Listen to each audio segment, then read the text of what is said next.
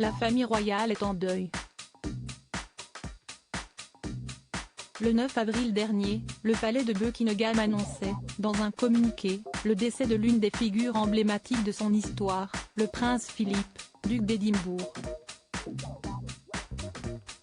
Âgé de 99 ans, l'époux d'Élisabeth II était prince consort du Royaume-Uni depuis l'accession au trône de cette dernière, le 6 février 1952.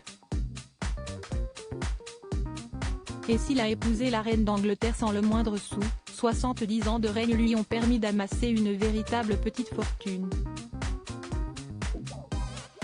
Selon un article du site britannique Ainou, le patrimoine du prince Philippe s'élèverait à plus de 10 millions de livres, soit environ 11,5 millions d'euros.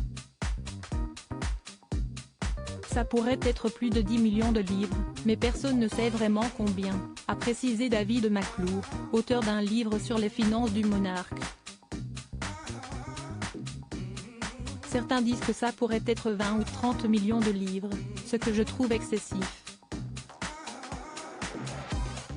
Le patrimoine du souverain serait notamment constitué de cadeaux accumulés au fil des années, notamment des collections de plus de 3000 livres et d'œuvres d'art, y compris des tableaux du peintre Édouard de Séago ainsi que plusieurs pièces de l'art aborigène. Plusieurs centaines de milliers de livres d'avoirs financiers viendraient s'ajouter à ce capital déjà colossal. Élisabeth II héritière directe? Mais à qui cette fortune va-t-elle donc revenir? Pour la famille royale, le plus simple serait que l'intégralité du patrimoine du prince Philippe soit léguée à Élisabeth II.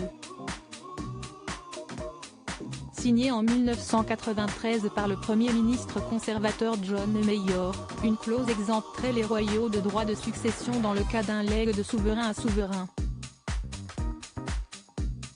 Déjà en 2002, la reine-mère avait profité de cette clause pour léguer à sa fille Élisabeth II une fortune estimée à 70 millions de livres. Un autre moyen d'échapper aux taxes serait pour la famille royale de léguer le patrimoine de Philippe à des œuvres caritatives.